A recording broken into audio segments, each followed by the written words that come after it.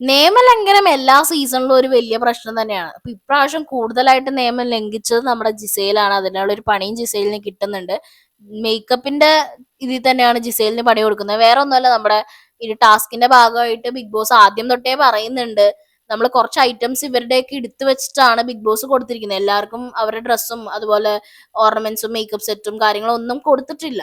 അപ്പോൾ ഉള്ളത് എന്താണോ അത് വെച്ചിട്ടാണ് ഇവർ നിൽക്കേണ്ടത്. പക്ഷേ ഇവരോട് പലവട്ടം പറഞ്ഞിട്ടുണ്ട് അവിടെ സ്പോൺസർഷിപ്പ്, അതായത് ഇതിന് വേണ്ടിയിട്ട് വെച്ചേക്കുന്ന കുറെ മേക്കപ്പ് പ്രോഡക്ട്സും കാര്യങ്ങളൊക്കെ ഉണ്ട്, അതൊന്നും എടുക്കരുതെന്ന് പറഞ്ഞിട്ടുണ്ട്. അതൊക്കെ ജസ്റ്റ് ഇവരുടെ സ്പോൺസർഷിപ്പിന്റെ ഭാഗമായിട്ട് അവിടെ കാണാൻ വേണ്ടി വെച്ചിരിക്കുന്നത്. അത് യൂസ് ചെയ്യാൻ പാടില്ല, എടുക്കാൻ പാടില്ല എന്നൊക്കെ ഇവരോട് പറഞ്ഞിട്ടുണ്ടെങ്കിലും ഇവരത് എടുത്തു വെക്കുകയും അതുപോലെ ഒളിപ്പിച്ചു വെക്കുകയും ഒക്കെ ചെയ്യുന്നുണ്ട്.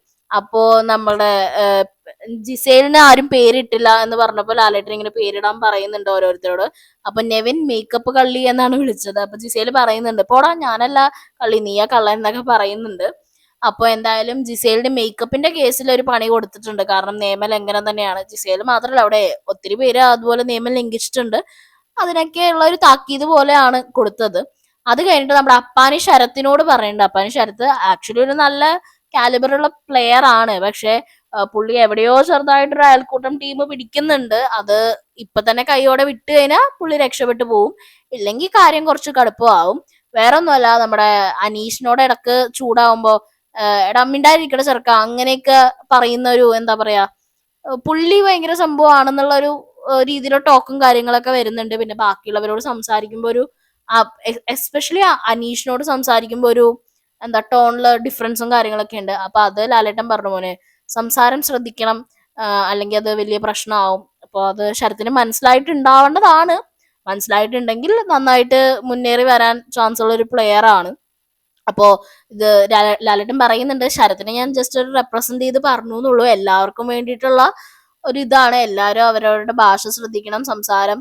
കാരണം ഈ ബിഗ് ബോസ് വീടിന്റെ ഉള്ളിൽ നമുക്ക് എത്ര ഫ്രണ്ട്സ് എന്നൊന്നും പറയാൻ പറ്റില്ല. ഒരു 100 ദിവസത്തേക്ക് ഒരു വീട്ടിൽ താമസിക്കാൻ വന്നിരിക്കുന്ന ആൾക്കാർ മാത്രമാണ്. ചിലപ്പോൾ പുറത്ത് വെച്ച് അവിടെ ഇവിടെയൊക്കെ കണ്ടിട്ടുണ്ടാവും, ഒന്ന് രണ്ട് വട്ടം മേ ബി സംസാരിച്ചിട്ടുണ്ടാവും എന്നല്ലാണ്ട് ആരും ആരും തമ്മിൽ ഒരു അടുപ്പവും ഇല്ല.